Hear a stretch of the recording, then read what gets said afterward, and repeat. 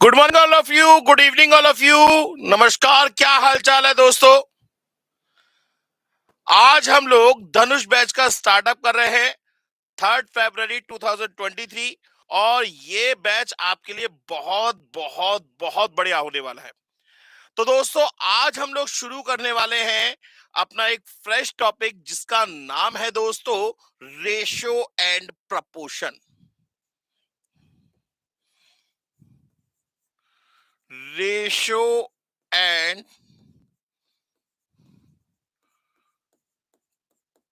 Proportion हम इसकी बात करने वाले हैं। तो रेशो और प्रपोर्शन की अगर हम बात करें दोस्तों, तो रेशो का मतलब क्या होता है, सबसे पहले हम ये डिस्कशन करेंगे। ठीक है ना। पहले हम टॉपिक के बारे में डिस्कशन करेंगे। Good evening Khan sir, class very good. और कौन बच्चे हैं, जो बच्चे हैं प्रेजेंस अपनी बताएं।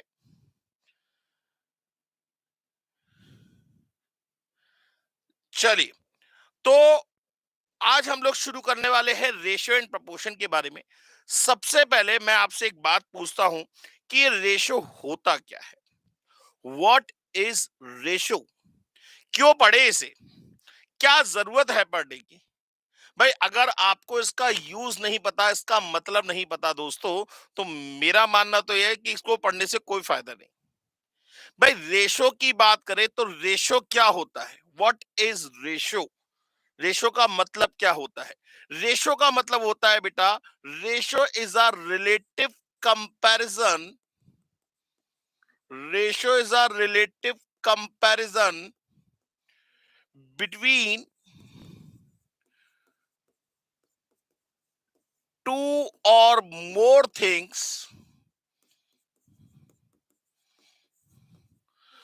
which are of same kind and are of same unit। Ratio का मतलब होता है दोस्तों, always happy I am always happy, hello sir I am new in class. बेटा ये फर्स्ट क्लास है, बिल्कुल टेंशन मत लीजिए किसी भी तरीके की। ठीक है ना। तो रिलेटिव कंपैरिजन की बात हो रही है। Ratio is a relative comparison between two or more things which are of same kind and are of same unit. मतलब क्या है भाई, सबसे पहले हम बात करें रिलेटिव कंपैरिजन के बारे में।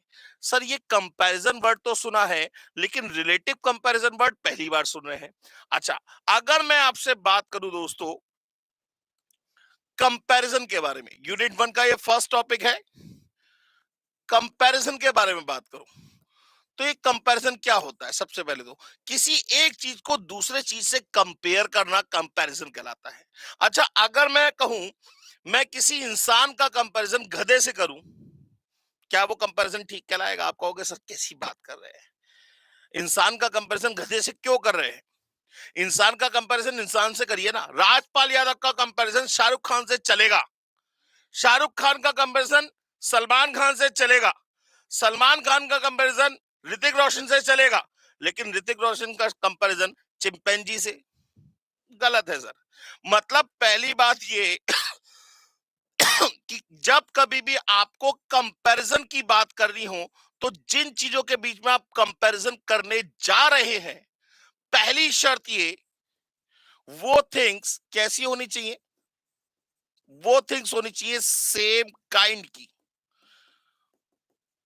और उनकी यूनिट भी सेम होनी चाहिए and are of same unit. अब ये यूनिट क्या होता है ये तो मैं बताऊंगा अभी। सेम काइंड का मतलब समझ में आ गया, एक जैसी चीजों के बीच में ही हमेशा कंपैरिजन होता है।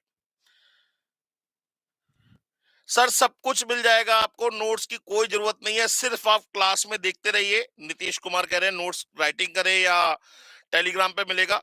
बेटा सिर्फ और सिर्फ एज अ लेक्चर आप बिल्कुल चुपचाप देखते रहिए। कहते ना सत्संग में बैठे, जब मैं बोलूं जोर से बोलो तो आप बोल देना जय माता दी।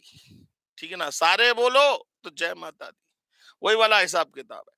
ठीक है ना। तो बस आप तसल्ली से सुनते रहिए, मैं आपको एक एक चीज, एक एक वर्ड का मीनिंग अपने आप बता दूंगा, आपको नोट बनाने की जरूरत ही नहीं पड़ेगी। ठीक है। तो रेशो की बात कर रहे थे, तो ratio is are comparison. Comparison की बात करें तो मैंने आपको बताया कंपैरिजन हमेशा सेम काइंड की चीजों के बीच में होता है। ठीक है ना? कैसे लोगों के बीच में होता है? जिनका काइंड सेम हो। जैसे फ्रूट का कंपैरिजन फ्रूट से कर सकते हैं, फ्रूट का कंपैरिजन वेजिटेबल से नहीं कर सकते। इंसान का कंपैरिजन क्या कभी सब्जी से करेंगे? मैं कहूंगा तुम लौकी जैसे दिखते हो, कहोगे यार सर कैसी बात कर रहे हो, मैं इंसान हूं, वो एक सब्जी है। गलत बात है। ठीक है ना? तो कंपैरिजन की बात करें, इसको कंपैरिजन को समझने के लिए एक एग्जांपल लेके चलते हैं। मान लीजिए एक राम नाम का पर्सन है, इसकी एज है 15 साल, और इसके फादर जो है, इनकी एज है 45 ईयर्स। अब मैं आपसे एक बात पूछता हूं, मुझे जवाब दीजिएगा कमेंट सेक्शन में, क्या इन दोनों के बीच में कंपैरिजन पॉसिबल है? क्या बेटा जी, ओल्ड सिलेबस हो चाहे न्यू सिलेबस हो, ये सबके लिए ये चैप्टर यूनिट एप्लीकेबल है। रेशियो, प्रोपोर्शन और वेरिएशन ओल्ड सिलेबस और न्यू सिलेबस दोनों के लिए एप्लीकेबल है। ठीक है ना? हाँ, मैं अब जो पूछ रहा हूं उसका जवाब दीजिएगा। क्या राम और राम के फादर के बीच में कंपैरिजन पॉसिबल है? बिल्कुल पॉसिबल है, दोनों इंसान है। अच्छा, दोनों के बीच में हम कैसा कंपैरिजन करेंगे? भाई दोनों को दे रखा है एज के रेस्पेक्ट में, तो हम इनके एज का कंपैरिजन कर सकते हैं, बिल्कुल कर सकते हैं। अच्छा, कंपैरिजन में दो टाइप का हो सकता है। एक तो हो सकता है एब्सोल्यूट कंपैरिजन, एक तो हो सकता है आपका एब्सोल्यूट कंपैरिजन, और एक हो सकता है आपका रिलेटिव कंपैरिजन। एक तो हो सकता है आपका एब्सोल्यूट कंपैरिजन और एक हो सकता है सर रिलेटिव कंपैरिजन। सर मतलब नहीं समझ में आया, दोबारा बता दीजिए। सर एब्सोल्यूट कंपैरिजन में हम अगर बात करेंगे तो हम ये बात करेंगे कि जो राम के फादर है ना, वो राम से 30 साल बड़े हैं। क्या ये कंपैरिजन गलत है? बिल्कुल सही है। भाई मैं ये कहूं, राम के जो फादर है वो राम से 30 साल बड़े हैं, ये कंपैरिजन बिल्कुल ठीक है। लेकिन इस कंपैरिजन को हम बोलेंगे दोस्तों एब्सोल्यूट कंपैरिजन। माने अगर मैं यहां लिखूं father equals to Ram plus 30 years, माने अगर मैं कभी भी कंपैरिजन कर रहा हूं विद रिस्पेक्ट टू यूनिट, ये यूनिट कहलाती है दोस्तों। अगर मैं कभी भी कंपैरिजन कर रहा हूं विद रिस्पेक्ट टू यूनिट, इसका मतलब मैं कैसा कंपैरिजन कर रहा हूं? एब्सोल्यूट कंपैरिजन कर रहा हूं। जैसे कहते हैं ना कि ये चीज इससे 4 ज्यादा है, 5 कम है, 6 ज्यादा है, 7 ज्यादा है, तो वो कंपैरिजन कैसा कहलाएगा? एब्सोल्यूट कंपैरिजन कहलाएगा। विद रिस्पेक्ट टू यूनिट बात करते हैं। अगर मैं रिलेटिव कंपैरिजन की बात करूं तो मैं क्या करूंगा? Ram upon father is equal to 15 years upon 45 years. Years से ईयर्स कट गया, ये वनजा ये थ्रीजा, माने कुल मिला के आ गया Ram upon father equals to 1/3। अगर मैं इसे क्रॉस मल्टीप्लाई करूं तो 3r is equals to f, माने 3 times the age of Ram, 3 times the age of Ram is equals to father's age. अब मैंने क्या यहां पे कोई यूनिट बताई? अगर राम 1 साल का तो पिताजी 3 साल के, गलत बात है वैसे तो। राम 10 साल का तो पिताजी 30 साल के। राम 50 साल का तो पिताजी 150 साल के, 150 ईयर्स। मतलब यहां पे हम विदाउट रेस्पेक्ट ऑफ यूनिट बात कर रहे हैं।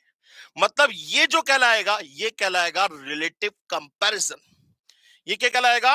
Relative comparison. ये बेटा स्टार उत्सव झा ऑफिशियल, ये जो है बेटा ये क्लासेस चलती रहेंगी। अभी आप सिर्फ क्लास पे ध्यान दीजिए, मेरी बात बस इतनी सी है, क्लास पे ध्यान दीजिए। सारे क्वेश्चंस का आंसर अपने आप मिलता चला जाएगा आपको। बिल्कुल टेंशन फ्री होके बैठिए, बिल्कुल आराम से। ठीक है ना? तो रेशो की बात करें, रेशो का मतलब कंपैरिजन तो है, लेकिन कौन से कंपैरिजन की बात कर रहे हैं हम? Relative comparison. हम इस r अपॉन एफ को, r upon F equals to 1/3 को यहां पे ऐसे भी लिख सकते हैं, Ram ratio father is equals to 1/3। बात समझ में आ गई या नहीं है? क्लियर हो गई बात?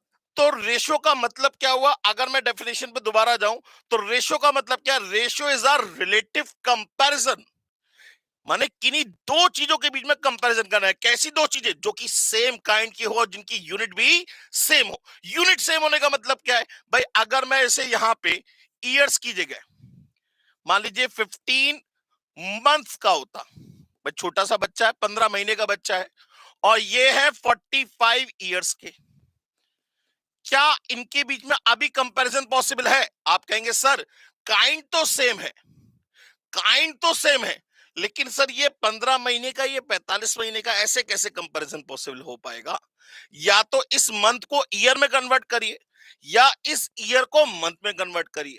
मतलब समझ में आ गया ना? मतलब जब कभी भी आप रिलेटिव कंपैरिजन निकालने जा रहे हैं, रेशो निकालने जा रहे हैं, तो जिन चीजों के बीच में आप रेशो निकालना चाहते हैं, पहली शर्त ये कि वो सेम काइंड की होनी चाहिए, और दूसरी शर्त ये कि उनकी यूनिट भी सेम होनी चाहिए, तब जाके आप कंपैरिजन कर सकते हैं।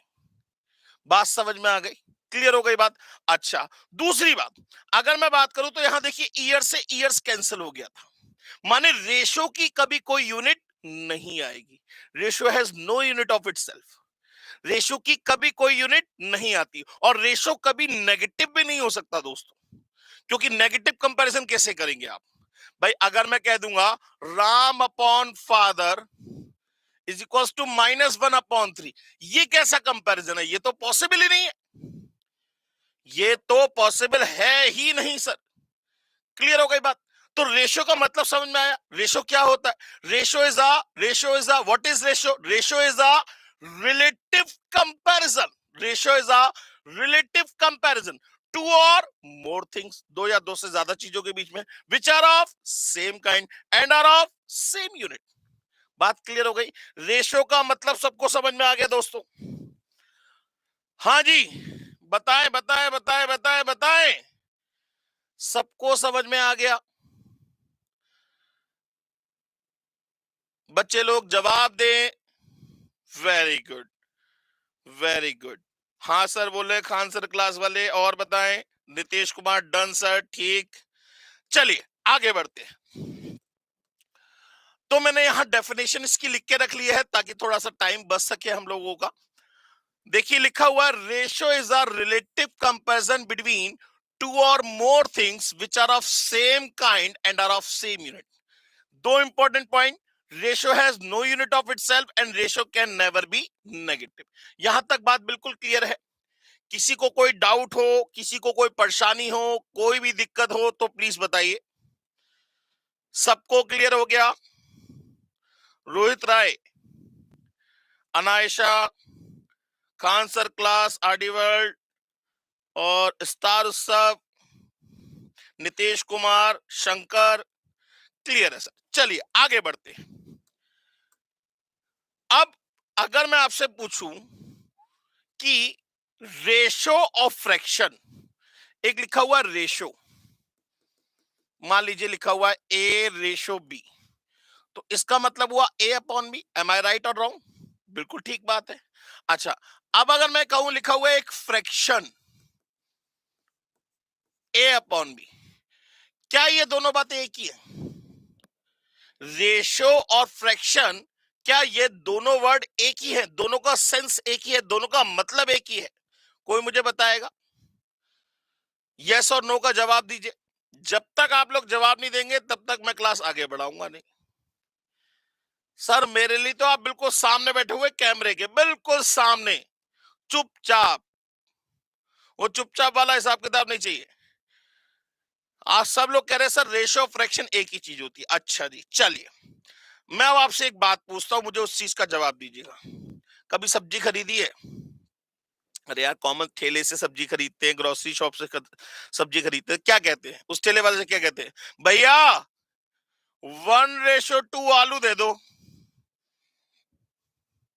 उससे कहो 1:2 आलू दे दो, वो क्या कहेगा? क्या कह रहे हो? अरे भैया मैं पढ़ा लिखा बच्चा हूं, मैं सीएमए कर रहा हूं, 1:2 आलू दे दो। कहेगा भाई साहब क्या चाहिए आपको? बोले भैया बोल तो रहा हूं 1:2 आलू दे दो। तो कहेगा चले जाओ यहां से, चले नहीं तो मार लगाऊंगा बहुत। अच्छा, अगर आप उससे कहो 1/2 किलोग्राम आलू दे दो, तो तुरंत देगा, तुरंत। ऐसा क्यों? भाई रेशो का मतलब क्या है? रेशो अभी भी आप नहीं समझ पाए इसका मतलब। रेशो का मतलब है रिलेटिव कंपैरिजन, और फ्रैक्शन का मतलब क्या होता है? फ्रैक्शन मींस होता है पार्ट ऑफ समथिंग।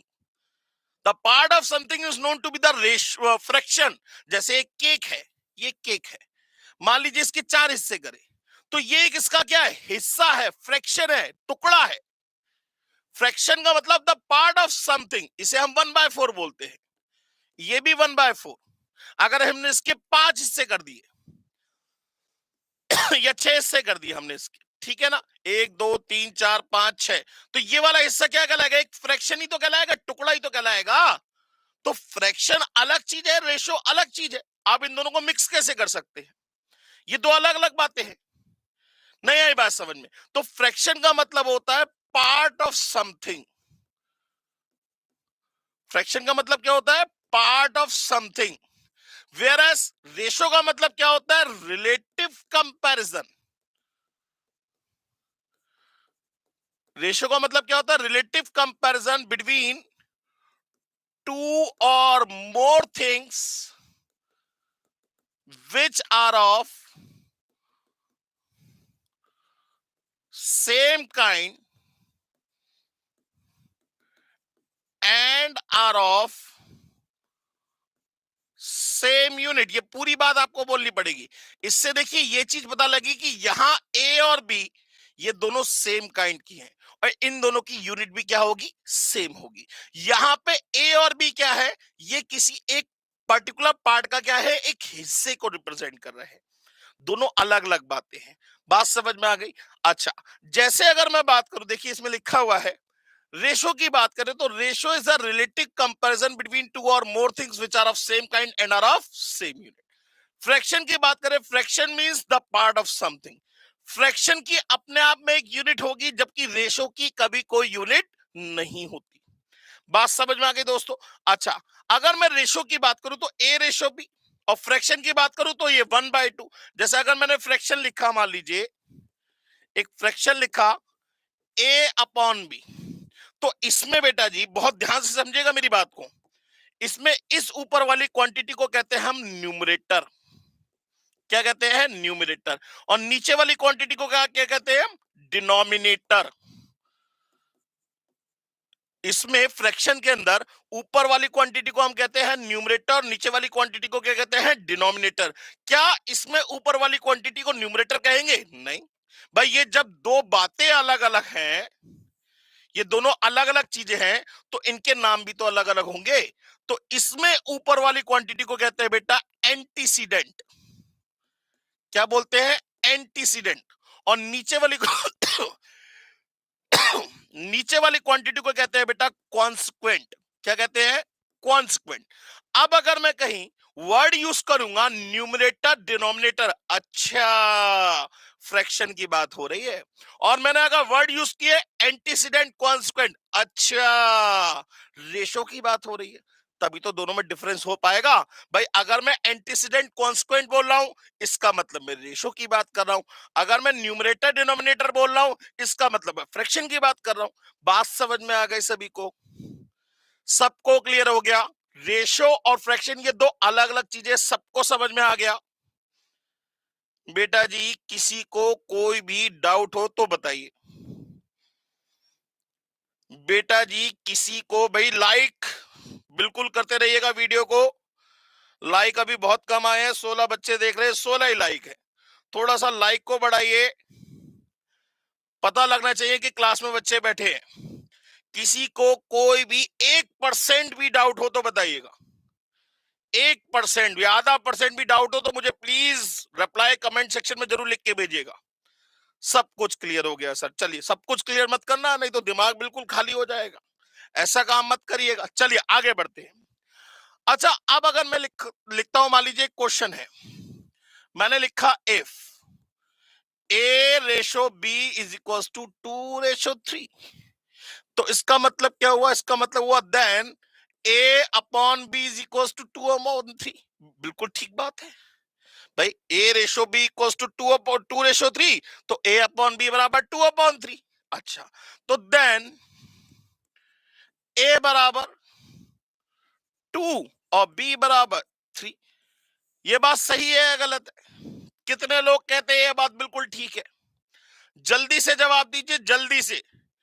भाई ए रेशो बी बराबर 2:3, इसका मतलब ए अपॉन बी बराबर 2/3, इसका मतलब ए बराबर 2 और बी बराबर 3। इतनी बात ठीक है या नहीं है?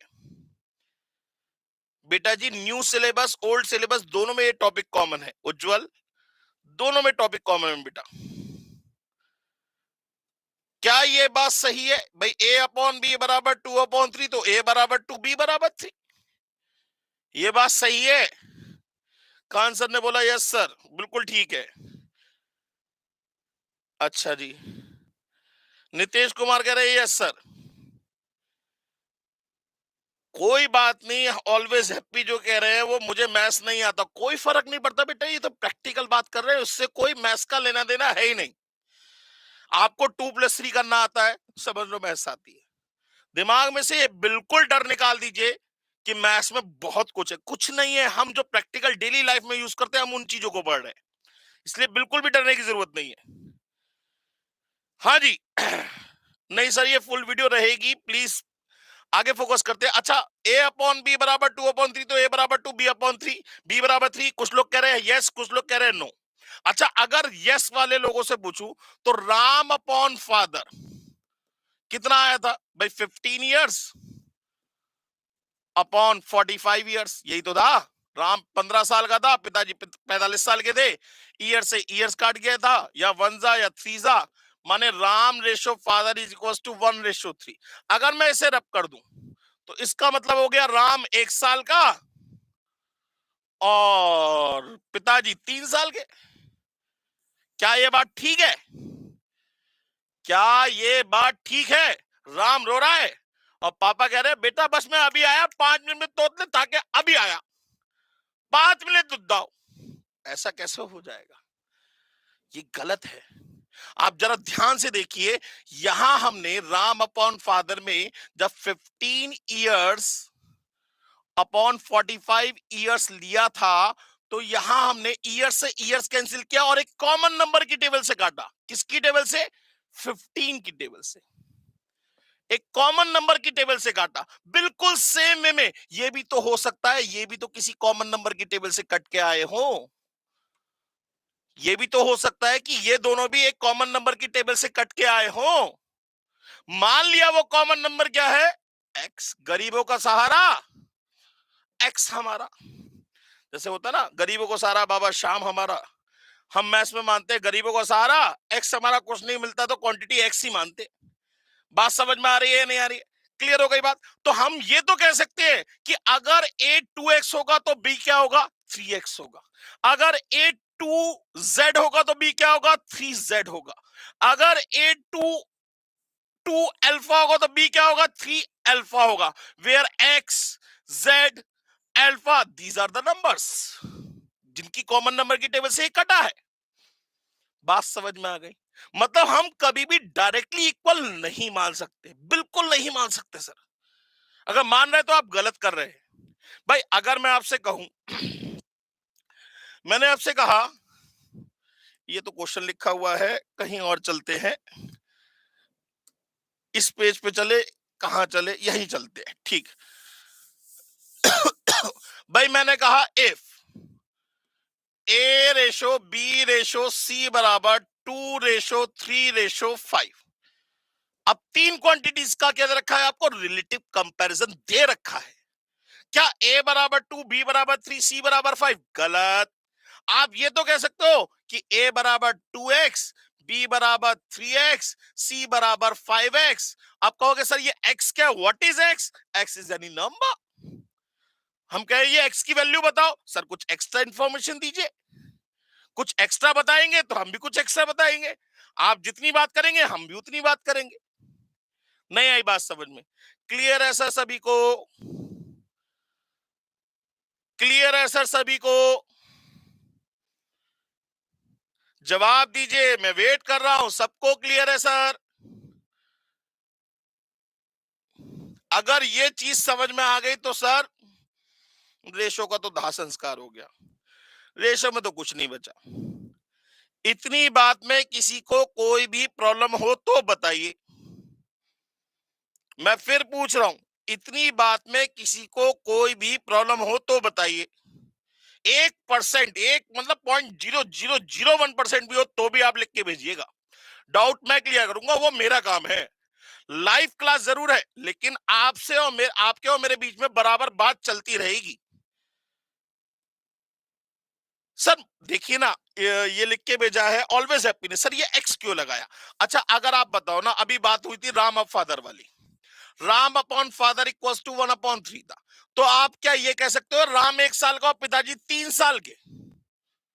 राम रो रहा है और पापा कह रहे हैं बेटा मैं अभी बस 2 मिनट में चॉकलेट खा के अभी आया। क्या ये बात सही है? ये गलत है ना भाई। आप देखिए ना, ये जो 1/3 आया था ये 15/45 माने 15 की टेबल से कट के आया था, तो ऐसे ये भी तो कट के आए होंगे। अब वो कॉमन नंबर क्या है वो नहीं पता, तो इसलिए हम ये तो कह सकते हैं कि अगर राम 2x होगा, अगर राम 1x होगा, तो फादर 3x होंगे। बात समझ में आ गई? अब ये पूछेंगे x क्या है? x is any number. बेटा जी क्लियर है? Always happy, always happy, be happy, always happy and सबको हैप्पी रखिए। बताइए सब कुछ क्लियर है बेटा? तो यहां पे हमने a बराबर 2x, b बराबर 3x, c बराबर 5x। बिल्कुल सेम वे में अगर हम माने मान लीजिए मैंने आपको एक रेशो दिया 3 क्वांटिटीज के बीच में, x ratio y ratio z बराबर 2:5:11, तो x बराबर क्या मानूंगा?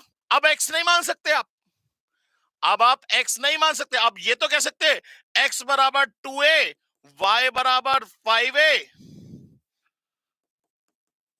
और z बराबर 11 है। ये बात तो ठीक है, where a is any number. बात समझ में आ गई? एक कोई एक नंबर है, हमें नहीं पता, कुछ एक्स्ट्रा इंफॉर्मेशन देंगे तो हम बता देंगे। अल्फा बीटा गामा कुछ भी मानिए, नंबर ही तो है तो वो किसी ना किसी की टेबल से कट के आया होगा ना।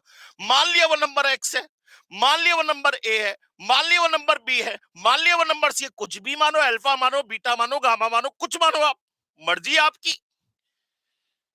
समझ में आ गया सर? चलिए अब सीधे सीधे क्वेश्चन पे लेके चलते हैं सर, चैप्टर में तो कुछ बचा नहीं, इसके बेसिक हो गया क्लियर, और अब चैप्टर में कुछ बचा नहीं सर। अब तो बस आप क्वेश्चन देखते जाओ और आप मुझे खुद बता दीजिए करना क्या है इसके अंदर।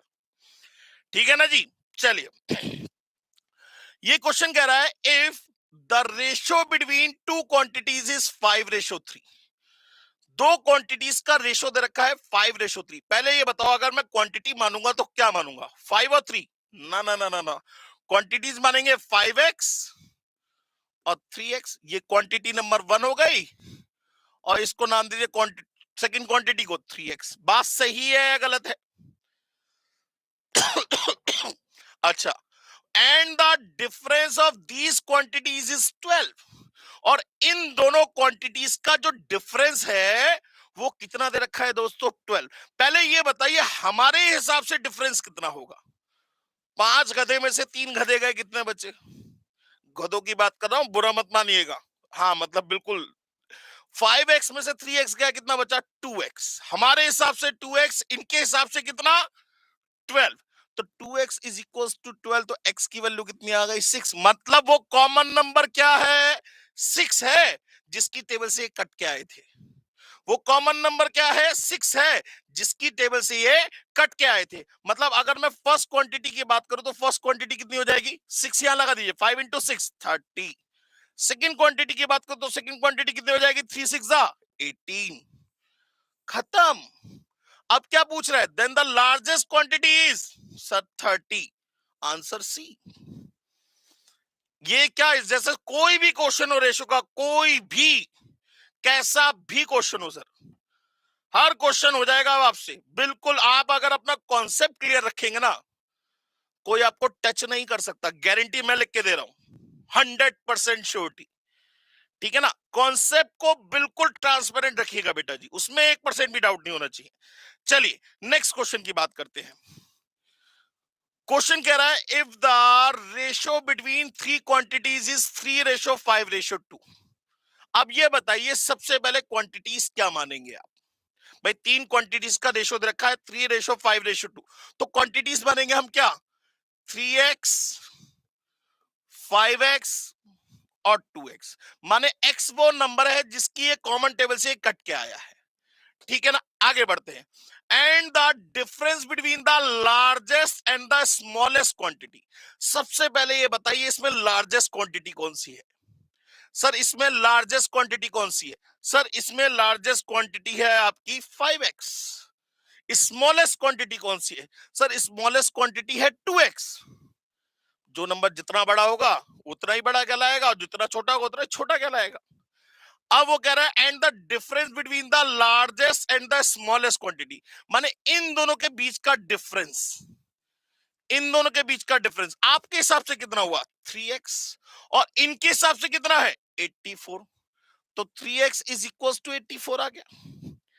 3x इज इक्वल टू क्या आ गया? 84। तो x की वैल्यू कितनी आ गई? ये 2 जा, ये 8 जा 28। अब अगर 2 यहां पे 28 लगा दे तो हमें तीनों नंबर पता लग जाएंगे। वो पूछ रहा है then the sum of all three quantities. पहले तो अगर हम देखें तो यहीं पे इन तीनों का ऐड कर सकते हैं। क्यों पहले 28 लगाए? इन तीनों का एडिशन कितना हो जाएगा? 3x और 5x, 8x, 8x और 2x, 10x, 10x, x की वैल्यू 28, आंसर 280।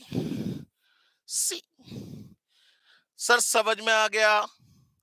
सर किसी को कोई भी दिक्कत हो तो बताइए। सर सबको समझ में आ गया? सर किसी को कोई भी दिक्कत हो तो बताइए। तुषार जी, खान सर कह रहे यस सर। रोहित जी बताएं। ऑलवेज हैप्पी जरूर बताएं, अनहैप्पी तो नहीं हुए आप। किसी का कोई भी डाउट हो तो बताइए। किसी का कोई भी डाउट हो तो बताइए।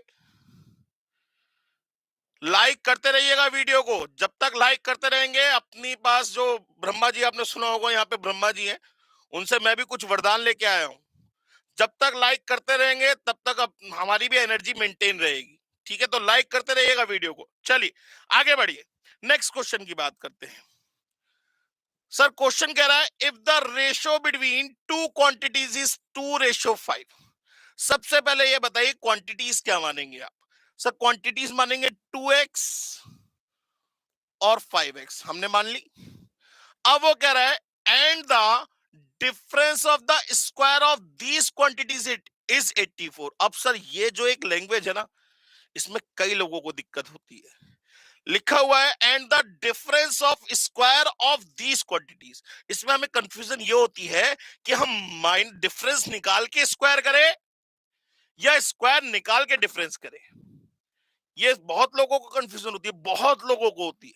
इसका मेरे पास एक ऐसा इलाज है, चाहे वो ये चैप्टर हो चाहे वो दुनिया का कोई चैप्टर हो, एक ऐसा इलाज जो हर जगह एप्लीकेबल है। बहुत ध्यान से सुनिएगा। मान लीजिए मैं एक स्टेटमेंट लिखता हूं, Ram is husband of Sita. Ram is husband of Sita, ये एक स्टेटमेंट है भाई। अब अगर इस स्टेटमेंट को मैं पीछे की डायरेक्शन से पढ़ूं तो क्या मतलब चेंज हो जाएगा? नहीं, मतलब एक ही रहना चाहिए। अगर मैं इसे उल्टा भी पढ़ूं तो मतलब एक ही होना चाहिए, मतलब उल्टा सीधा एक समान, तब तो सेंटेंस सही भी है। तो अब जरा उल्टा पढ़िए, सीता ऑफ हस्बैंड, माने ऑफ का मतलब होता है बेटा का की के, माने सीता का हस्बैंड इज माने इक्वल्स टू राम। तो देखिए वही मीनिंग निकल गया, सीता का हस्बैंड इक्वल्स टू क्या है? राम है। तो अगर कोई स्टेटमेंट आपको समझने में दिक्कत हो रही है, चाहे वो अकाउंट्स का क्वेश्चन हो, चाहे वो मैथ्स का क्वेश्चन हो, इंग्लिश का हो, किसी भी जगह अगर किसी स्टेटमेंट को समझने में आपको दिक्कत होती है तो आप उसे बैक साइड से पढ़ना शुरू कर दीजिए, पीछे की डायरेक्शन से। सबसे बढ़िया तरीका 84, 84 इज माने इक्वल्स टू क्वांटिटीज, ये रही क्वांटिटीज। ऑफ माने का की के, माने क्वांटिटीज का स्क्वायर। इनका स्क्वायर कितना हुआ? 2x का स्क्वायर हो गया 4x स्क्वायर, और 5x का स्क्वायर हो गया 25x स्क्वायर। होल स्क्वायर करेंगे तो 2x का स्क्वायर हो गया 4x स्क्वायर, और 5x का होल स्क्वायर हो गया 25x स्क्वायर। फिर ऑफ माने का डिफरेंस, माने इन दोनों का डिफरेंस कितना हुआ? 21x square. इन दोनों का डिफरेंस कितना हुआ? 21x square. इतनी बात ठीक है बेटा, 28 वाला नहीं आया मतलब नहीं समझा मैं, इसमें 28 वाली बात कुछ है ही नहीं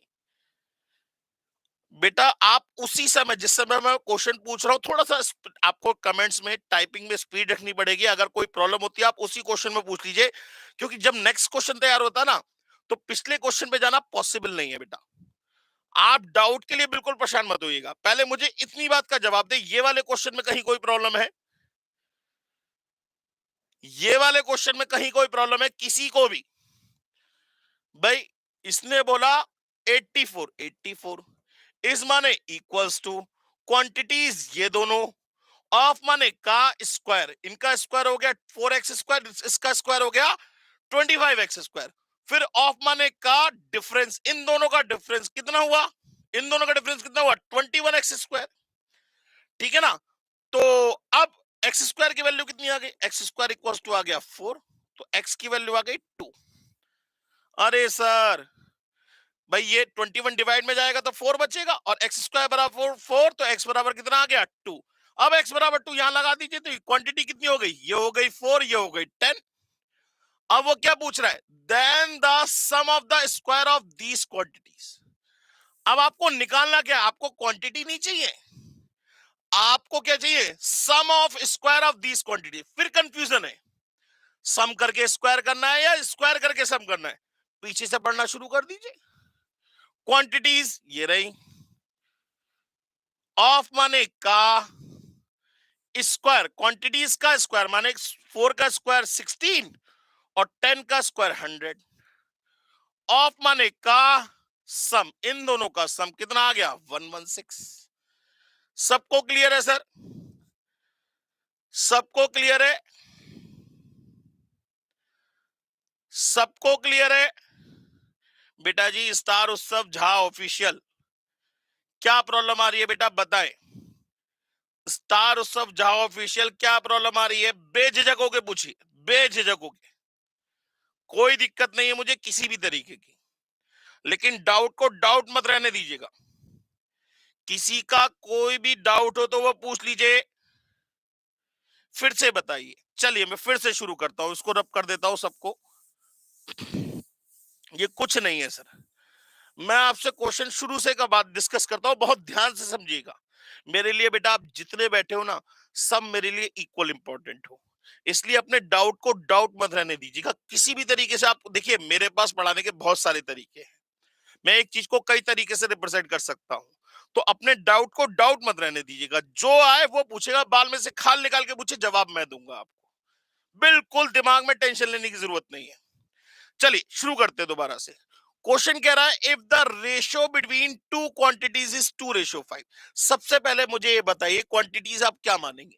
क्वांटिटीज हम मानेंगे 2x और 5x। x की जगह आप कुछ और ले लो, चलो मैंने लिख लिया 2a और 5a, ठीक है ना? ये दो क्वांटिटीज मान ली। अब वो कह रहा है and the difference of the square of these quantities is 84। अब हमें ये कंफ्यूजन होता है कि हम डिफरेंस करके स्क्वायर करें या स्क्वायर करके डिफरेंस करें। तो इसका सबसे बढ़िया तरीका, कभी भी आपको किसी भी सेंटेंस में दिक्कत होती है तो आप सबसे पहले क्या करिए, इसे पीछे से पढ़ना शुरू कर दीजिए। 84 या लिख लिया 84 इज माने इक्वल्स टू क्वांटिटीज ये दोनों है, ऑफ माने का, भाई ऑफ माने का की क्या होता है? स्क्वायर, क्वांटिटीज का स्क्वायर, इसका स्क्वायर कितना होगा? 4a स्क्वायर, इसका स्क्वायर कितना होगा? 25a square. अब ऑफ माने अगेन का क्या होगा? डिफरेंस। इन दोनों का डिफरेंस कितना हुआ? 25 ए स्क्वायर और 4 ए स्क्वायर का डिफरेंस कितना हुआ? 21 ए स्क्वायर। ठीक है ना? तो 21 A square is equal to 84। तो ए स्क्वायर की value 21, 84 upon 21 that is equal to 4। तो ए की वैल्यू 2। अब अगर ए की वैल्यू 2, तो ये क्वांटिटी हो गई 2 टू जा 4 और 5 टू जा कितनी हो गई? 10। बात समझ में आ गई सर? अच्छा, अब उसने पूछा क्या? Then the sum of the square of these quantities. इन क्वांटिटीज के स्क्वायर का सम। भाई वैसे अगर मैं पढ़ूं तो वैसे समझ में आ रही है लैंग्वेज। अगर आपको दिक्कत हो रही है, आप इसे पीछे से पढ़ना शुरू कर दीजिए। क्वांटिटीज ऑफ माने का स्क्वायर। क्वांटिटीज का स्क्वायर कितना हुआ? 16 और 100। ऑफ माने का सम, इसका सम कितना हुआ? 116। आंसर हो गया 116। क्लियर हो गई बात? क्लियर हो गई बात? ठीक है सर। चलिए, इससे पिछले वाले क्वेश्चन में किसको क्या दिक्कत है? 28 कैसे आया? सर ये कह रहा है and the difference between the largest and the smallest quantity. Largest quantity 5x, smallest quantity 2x, इन दोनों का डिफरेंस हुआ 3x, बराबर कितना हुआ? 84। तो x की वैल्यू क्या होगी? 84 अपॉन 3 करेंगे तो बेटा 28 आ जाएगा। x 84 अपॉन 3 करेंगे कितना आ जाएगा? 28 आ जाएगा। अब क्या कह रहा है? Then find the sum of all these three quantities. तो इन तीनों क्वांटिटीज का सम कितना हुआ? 3x और 5x 8x, 8x और 2x 10x। माने हमारे हिसाब से तीनों क्वांटिटीज का सम आया 10x। x की वैल्यू आपको पता है, तो 10 into 28 that is equal to कितना आ गया? 280। क्लियर हो गई बात? चलिए आगे बढ़ते हैं बेटा जी। यहां तक सबको सब कुछ क्लियर है? 1% भी किसी को कोई डाउट हो तो बताइए। वीडियो को लाइक करते रहिए प्लीज, पता रहे कि क्लास अच्छी जा रही है। किसी को कोई भी 1% भी डाउट हो तो बताइए। किसी को 1% भी कोई डाउट हो तो बताइए। सबको सब कुछ क्लियर हो गया? चलिए सर आगे बढ़ते हैं। नेक्स्ट क्वेश्चन है। क्वेश्चन कह रहा है if the ratio between three quantities is 5:2:6। सबसे पहले मुझे ये बताइए कि आप क्वांटिटीज क्या क्या मानेंगे? सर क्वांटिटीज मानेंगे 5x, 2x और 6x। हमने कहा बहुत बढ़िया। ये याद रखिएगा, 3 स्टेप से ऊपर में हमारा क्वेश्चन नहीं होना चाहिए, मैक्सिमम 3 स्टेप। क्योंकि हमारा पेपर ऑब्जेक्टिव है, तो हमें शुरू से लेके चल रहा है कि हमारा आंसर 3 स्टेप से ऊपर में ना आए। बात समझ में आ गई? अच्छा, एंड देयर एचसीएफ इज 3। अरे सर ये कौन से तार छेड़ दिया आपने? ये तो हमारे बचपन के पाप है, एचसीएफ एलसीएम। अगर ये सुधर गए होते तो आज मैथ से इतना डर थोड़ा ना लगता। अब वो कह रहा है एचसीएफ इज 3। सबसे पहले तो मुझे इस एचसीएफ का मतलब बताइए, एचसीएफ होता क्या है? सर एचसीएफ का मतलब होता है highest common factor. Highest common factor कहलाता है एचसीएफ। माने इन तीनों में आपको हाईएस्ट क्या कॉमन दिखाई दे रहा है? इन तीनों में हाईएस्ट क्या कॉमन दिखाई दे रहा है? जो मैं पूछ रहा हूं उसका जवाब दीजिए। इन तीनों में हाईएस्ट क्या कॉमन दिखाई दे रहा है? भाई जैसे अगर मैं कहूं 2, 4 और 8, इन तीनों में हाईएस्ट क्या कॉमन दिख रहा है? सर आप कहोगे सर 2। 2 अगर कॉमन ले लेंगे तो यहां बचेगा 1, यहां बचेगा 2, यहां बचेगा 4, उसके बाद कुछ कॉमन नहीं आ सकता। तो ऐसे ही अगर मैं कहूं कॉमन की बात कर रहा हूं, कॉमन की, हाईएस्ट नंबर नहीं पूछ रहा हूं, हाईएस्ट कॉमन क्या है तीनों में? तीनों में से ऐसा कौन सा नंबर है जो हम कॉमन ले सकते हैं? भाई x is also a number, ये याद रखिएगा। एक्स भी एक नंबर ही है और कुछ नहीं। तो इन तीनों में हाईएस्ट क्या कॉमन दिख रहा है आपको? ध्यान से देखिए, ध्यान से गौर से देखिए इसे। कौन सा ऐसा एलिमेंट है जो कि इसमें कॉमन दिखाई दे रहा है? जल्दी से बताइए। Sir x. Very good. मतलब हाईएस्ट कॉमन फैक्टर हमारे हिसाब से क्या हुआ इसका? एक्स। और इनके हिसाब से कितना है? 3। माने एक्स की वैल्यू कितनी आ गई सर? 3। अरे सर अब तो क्वेश्चन ही खत्म हो गया। अब तो क्वेश्चन ही खत्म हो गया सर। x की वैल्यू 3, तो ये हो गया 15, ये हो गया 6 और ये हो गया 18। अब क्या कह रहा है, देन फाइंड देयर एलसीएम। अब सर एलसीएम लेना तो आता है, कैसे लेते थे एलसीएम? 15, 6, 18, इसको ऐसे करके तीनों नंबर को एक साइड में रख लेते थे और एलसीएम निकाल लीजिए। क्या दिक्कत है भाई? किसकी टेबल से देंगे? 3 की टेबल से देंगे। 3 5 जा और 3 2 जा और 3 6 जा। फिर 5 की टेबल से देंगे 1 जा 2 जा 6 जा। फिर 2 की टेबल से देंगे 1 जा 3 जा। फिर 3 की टेबल से देंगे 3 1 जा। इन सबको मल्टीप्लाई कर लीजिए, आपका एलसीएम निकल आया। 3 5 जा 15, 2 जा 30, 3 जा 90। आंसर हो गया 90। सर समझ में आ गया सभी को? सर सबको समझ में आ गया? किसी का कोई भी डाउट हो तो बताइए। किसी का 1% भी किसी को कोई डाउट हो तो बताइए। Always happy? Are you happy? किसी को कोई भी प्रॉब्लम हो तो बताइए। आगे बढ़ते हैं सर, नेक्स्ट क्वेश्चन की बात लेके चलते हैं। हाँ जी सर, क्वेश्चन कह रहा है डिवाइड ₹25,000 इंटू 3 पार्ट्स, माने 25,000 को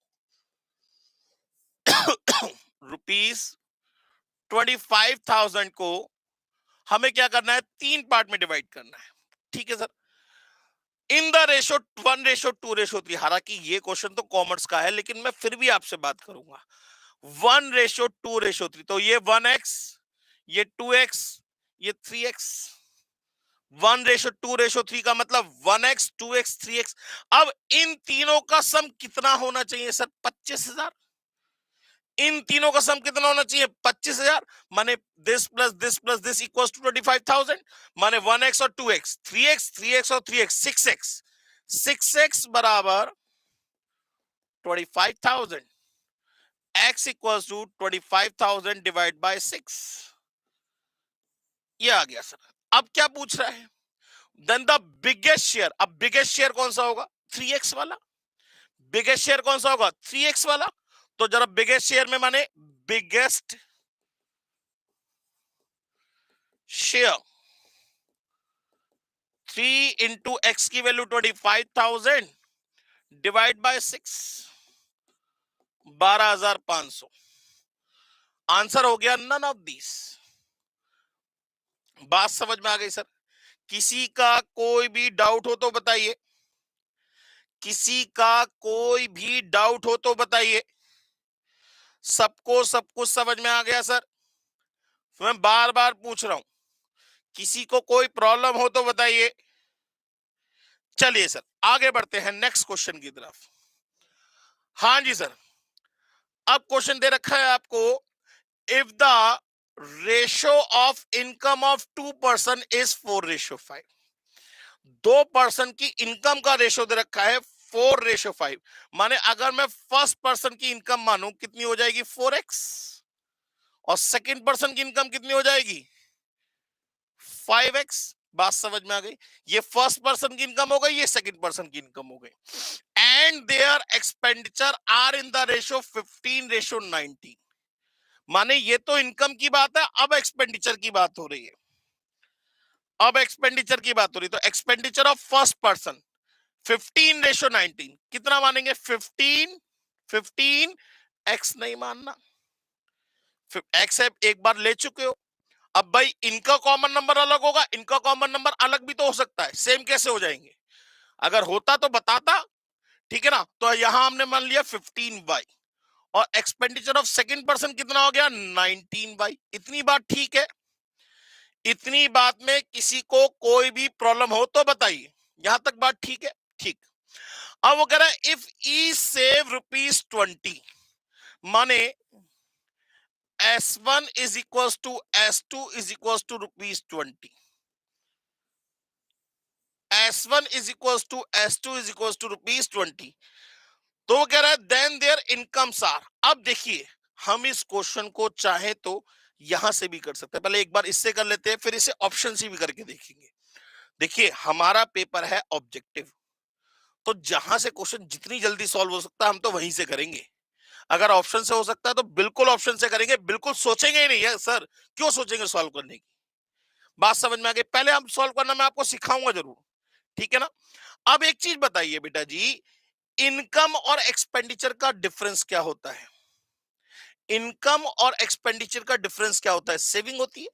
मतलब अगर मैं चाहूं तो यहां इक्वेशन भी बना सकता हूं, 4x minus 15y is equal to 20 और 5x minus 19y is equal to 20।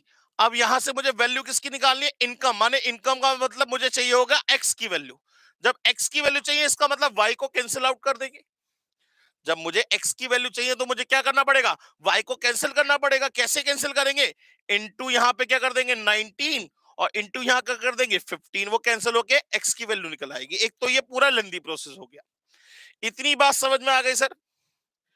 पहले मुझे इतनी बात का जवाब दीजिए। एक तरीका तो ये हो गया, दूसरा तरीका एक और भी है इसी क्वेश्चन में, इसी को करने का। पहले यहां पे बताइए सर, इतनी बात में किसी को कोई प्रॉब्लम हो तो बताइए। मैं फिर पूछ रहा हूं, इतनी बात में किसी को कोई प्रॉब्लम हो तो बताइए। इतनी बात में किसी को कोई प्रॉब्लम तो नहीं है? सबको समझ में आ गया सर? एक तरीका तो ये हो गया। अगर हो प्रॉब्लम तो अभी भी टाइप कर दीजिए, आपके पास टाइम है, चैट देखता रहूंगा, टेंशन बिल्कुल मत लीजिएगा। सबको सबको समझ में आ गया? क्लियर लिख के भेजिएगा। अगर समझ में आया हो तो एम टाइप करिए, और समझ में ना आया हो तो डी टाइप करिए। समझ में आया हो तो एम टाइप करिए, और समझ में ना आया हो तो डी टाइप करिए। अब टाइप करिए जरा, अब आएगा मजा। एम का मतलब क्लियर है और डी का मतलब डाउट है। स्टार उस सब्जी को डाउट है, इसको छोड़ देते हैं सर। यहां तक बात ठीक है?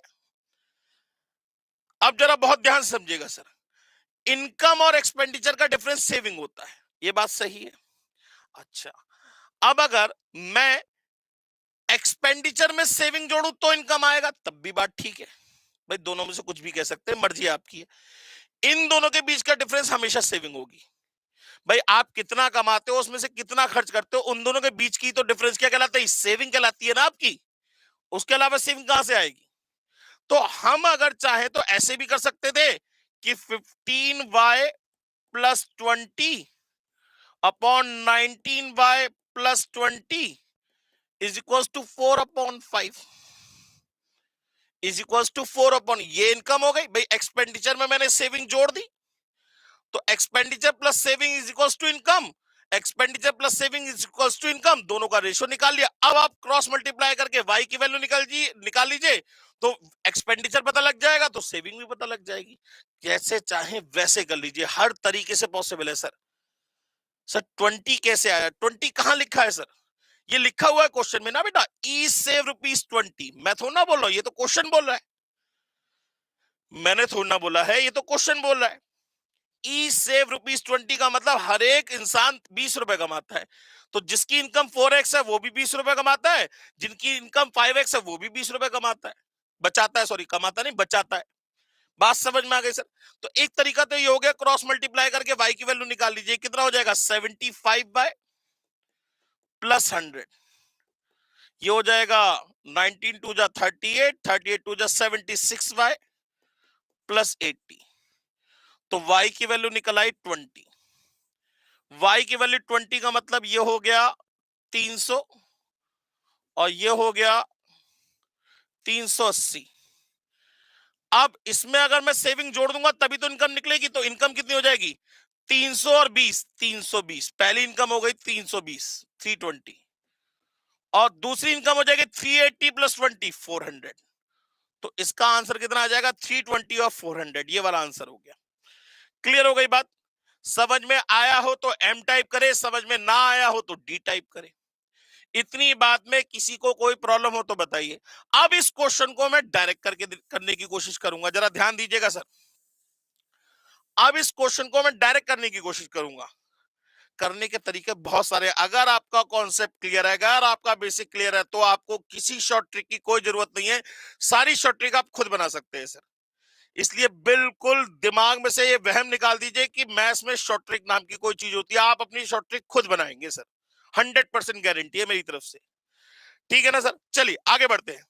तो क्वेश्चन कह रहा है इसमें ही, इसको इसी क्वेश्चन को हम ऑप्शन से करने की कोशिश करेंगे। क्वेश्चन कह रहा है if the ratio of income of 2% is 4:5। सबसे पहले तो ऑप्शन में चेक करिए किसका रेशियो 4:5 है। सर इन तीनों का तय है भाई, इसका रेशियो कितना आएगा 4:5 आएगा, इसका रेशियो भी कितना आएगा 4:5 आएगा, और इसका रेशियो 320/400। जीरो से जीरो कट गया, 4 की टेबल से कट जाएगा, 8 जा 10 जा 4 जा 5 जा, बिल्कुल ठीक है सर, 4:5 ही आ रहा है। अच्छा, अब वो कह रहा है and there expenditure are in the ratio 15:19। अभी तो एक्सपेंडिचर की कोई बात नहीं कर सकते, जब तक सेविंग नहीं पता होगी तब तक एक्सपेंडिचर की कोई बात नहीं कर सकते आप। इफ ई सेव ₹20, अब अगर मैं बात करूं ई सेव ₹20, माने अगर मैं इसमें से 20 रुपए लेस करूं दोनों में से, तो क्या निकल आएगा, इनका एक्सपेंडिचर निकल आएगा, क्योंकि ये इनकम है। तो ये हो गया 3980 और ये हो गया 4980। क्या इनका रेशियो 15:19 आ रहा है, चेक करना पड़ेगा आपको। अच्छा, इसमें से 20 माइनस करिए, इसमें से 20 माइनस करिए, ये हो गया 380 और ये हो गया 480। क्या इनका रेशियो 15:19 आएगा, कहीं से कहीं तक नहीं आएगा। यहां पे -20, यहां पे -20, तो ये हो गया 300 और ये हो गया 380। क्या इनका रेशियो 15:19 आएगा, यस, क्योंकि देखिए ना 300/380, जीरो से जीरो कट गया, 2 की टेबल से कटेगा तो 15/19 सेटिस्फाई कर रहा है, तो आंसर क्या होगा, सी। ठीक है, बात समझ में आ गई सर। ये सर क्वेश्चन ना मैं कभी क्वेश्चन में बुक से नहीं उतारता बेटा, मैं ये सारे क्वेश्चन अपने खुद बनाता हूं। आपको क्लास में कहोगे जब चाहोगे तब कोई भी क्वेश्चन बनवा लो मुझसे, मैं सारे क्वेश्चन खुद बनाता हूँ, खुद ही सॉल्व कराता हूँ, उसमें कोई टेंशन वाली बात नहीं है। आप सिर्फ ध्यान से देखते रहो, अगर आपको कॉन्सेप्ट क्लियर होगा तो आप किसी भी बुक के सारे क्वेश्चन आसानी से कर पाओगे, चाहे वो कोई भी बुक हो, गारंटी है मेरी तरफ से आपको। क्लियर हो गई बात, चलिए सर दोबारा बताओ क्या दिक्कत है इसमें बेटा। आपको दोनों तरीकों से कर सकते हो, आप एक ही तरीका अप्लाई करना है, चाहे तो आप ऑप्शन से करिए, चाहे आप इसे पूरा लिख के करिए, मर्जी आपकी है, ठीक है ना। बिल्कुल टेंशन मत लीजिए, ऑलवेज हैप्पी, प्लीज हैप्पी ही रहिए। आगे बढ़ते हैं, नेक्स्ट क्वेश्चन की बात करते हैं। सर बड़ा अच्छा क्वेश्चन है, बहुत ध्यान से देखिएगा, और ये क्वेश्चन आपके मतलब का इसलिए क्योंकि ये प्रैक्टिकल लाइफ में आप यूज करते हो। सबसे पहले तो मुझे एक चीज का जवाब दो, मम्मी घर में चाय बनाती हैं, बिल्कुल बनाती हैं। जब चाय बनाई जाती है तो चाय में दूध भी पड़ता है, पानी भी पड़ता है, ठीक है। अब चाय बनाई गई तो ऐसा तो है नहीं, जब वो चाय का बंटवारा होता है बहुत सारे कप में जाती है, कई सारे कप में गई, ठीक है ना, कई सारे कप में गई, तो जरा ये बताइए क्या ऐसा होगा कि एक कप में दूध ज्यादा जाएगा और दूसरे कप में पानी ज्यादा जाएगा, ऐसा होता है। मुझे इस चीज का जवाब दीजिए, मैं जो पूछ रहा हूं पहले उसका जवाब दीजिए। ऑलवेज हैप्पी जो बार बार डी ऑप्शन टाइप करे, बेटा जी अभी अभी एक सेकंड पहले इस क्वेश्चन को डिस्कस कर ले, मैं उस क्वेश्चन को भी डिस्कस करा दूंगा, पहले इसकी बात करिए मुझसे। मैं फिर दोबारा कह रहा हूं, पहले इसकी बात करिए, फिर हम पिछले क्वेश्चन की बात दोबारा कर लेंगे, आपसे मना नहीं कर रहा हूं मैं, इसलिए प्लीज इसका जवाब दीजिए। भाई जो चाय मम्मी ने इसके अंदर डाली और इसके अंदर डाली और इसके अंदर डाली, 3 कप है। अब ऐसा तो नहीं होगा कि पहली कप में दूध ज्यादा जाएगा पानी कम जाएगा, दूसरे में पानी ज्यादा जाएगा दूध कम जाएगा, और तीसरे में सिर्फ दूध और दूध जाएगा, ऐसा तो नहीं होगा ना। जो चाय के अंदर पानी और दूध का रेशो है वो तीनों में इक्वली जाएगा। मतलब अगर मान लीजिए ये टब है, इस टब के अंदर 5 लीटर मिल्क है और 3 लीटर वाटर है। ये टब है, इसके अंदर 5 लीटर मिल्क और 3 लीटर वाटर है, बहुत ध्यान से समझेगा मेरी बात को। इसमें से मैंने 2 लीटर मिक्सचर निकाला, इसमें से मैंने 2 लीटर मिक्सचर निकाला। मैं अगर आपसे पूछूं उस 2 लीटर मिक्सचर में मिल्क और वाटर का रेशो क्या होगा, तो जरा बताइए आप मुझे। तो इस मिक्सचर के अंदर मिल्क और वाटर का रेशो क्या होगा, ये बताइए आप। भाई एक टब है, एक बर्तन है, कुछ भी फ्लास्क मान लीजिए, कंटेनर मान लीजिए, कुछ भी मान लीजिए, उसमें मैंने 5 लीटर दूध डाला और 3 लीटर वाटर डाला, माने इस समय करंट पोजीशन में मिल्क अपॉन वाटर हो गया 5/3, लीटर और लीटर, लीटर से लीटर कट गया, बात खत्म हो गई। क्लियर हो गई बात? तो इस करंट पोजीशन में मिल्क और वाटर का रेशियो है 5/3।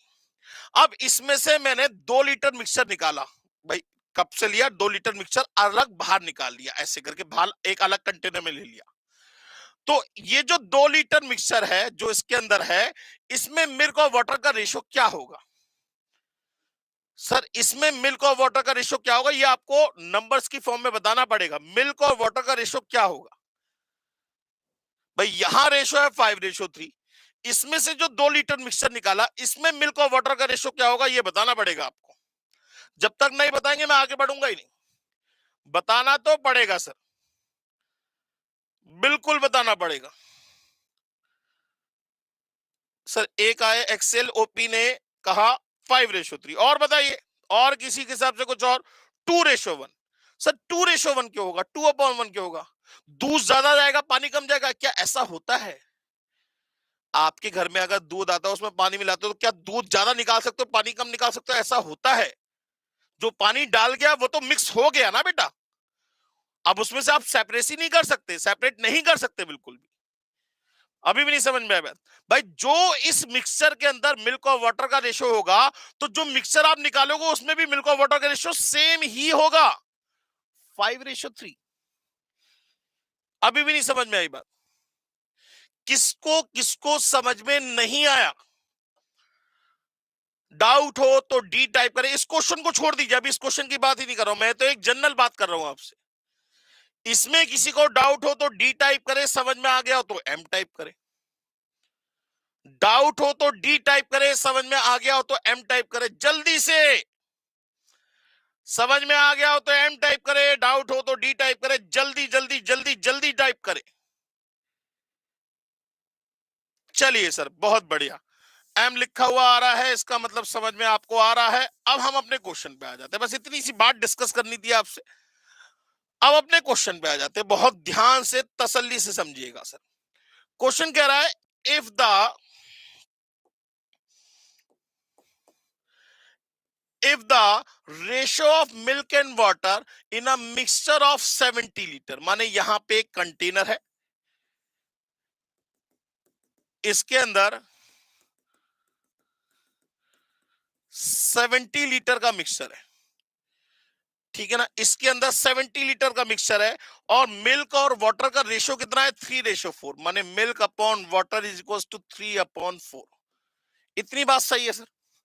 तो मिल्क कितना मान लेंगे, 3x, मिल्क हो गया 3x लीटर, और वाटर हो गया 4x, 3x लीटर, और वाटर हो गया 4x लीटर। इतनी बात में किसी को कोई दिक्कत? अच्छा अब मुझे ये बताइए, इन दोनों का सम, भाई टोटल मिक्सचर कितने लीटर का है, 70 लीटर का, तो इन दोनों का सम 70 के बराबर होगा। इन दोनों का सम किसके बराबर होगा, 70 के बराबर होगा, माने 7x इज इक्वल टू 70, तो x की वैल्यू 10, माने मिल्क हो गया 30 लीटर और वाटर हो गया 40 लीटर, तो देखिए मिल्क और वाटर का रेशियो बन गया 3/4। इतनी बात सही है? इतनी बात में किसी को कोई दिक्कत हो तो बताइए। यहां तक समझ में आ गया? यहां तक सबको समझ में आ गया? अगर समझ में आ गया हो तो एम टाइप करिए, और समझ में नहीं आया हो तो डी टाइप करिए। यहां तक किसी को कोई भी प्रॉब्लम? हाँ जी, स्टार सब्जी कह रहे हैं प्रॉब्लम है सर, डी। क्या प्रॉब्लम है बेटा जी? अब अगर बिग बा बताओ, ये एक मिक्सर है, माने इसमें दूध और पानी दोनों पड़ा हुआ, टोटल मिक्सर है 70 लीटर का।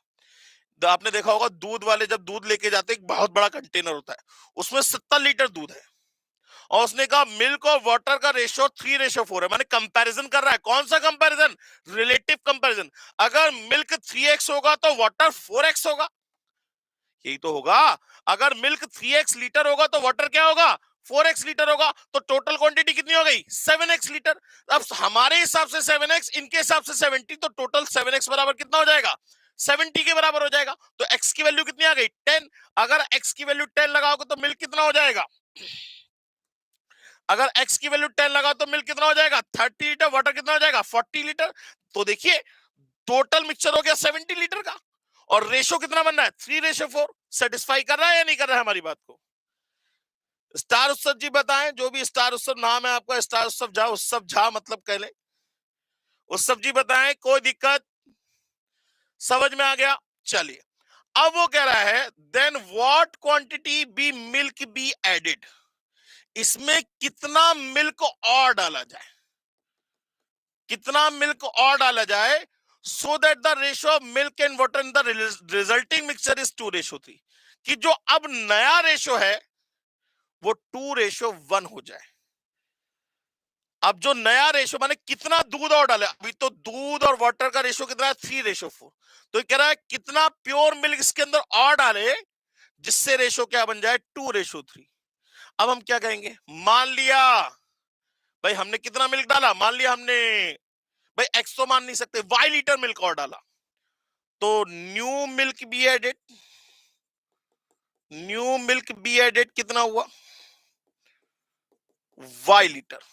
तो पहले दूध कितना था 30, अब कितना हो जाएगा, कितना और डाला वाई और डाला, तो अब टोटल मिक्सचर कितना हो जाएगा सर, टोटल मिल्क कितना हो जाएगा, मिल्क हो जाएगा 30 प्लस वाई लीटर। भाई पहले था 30 लीटर, वाई आपने और डाला तो टोटल मिक्सचर हो गया 30 प्लस वाई लीटर।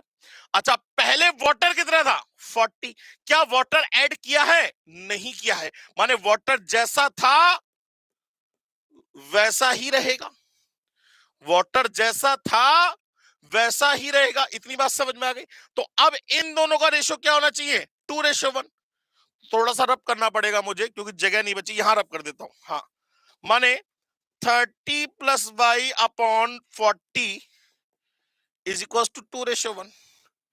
ये हो गया 30 plus y is equal to 80, तो वाई की वैल्यू 50 लीटर, माने कितना लीटर और डालेंगे 50 लीटर। चाहे तो आप यहीं से डायरेक्ट, अगर मैं 50 लीटर पहला ऑप्शन लेके चलूं 30 लीटर, तो 30 और 30 कितना हो गया, मिल्क हो गया 60 लीटर और वाटर कितना हुआ 40 लीटर। क्या इनका रेशो 2:1 आएगा, नहीं आएगा, ऑप्शन नहीं होगा।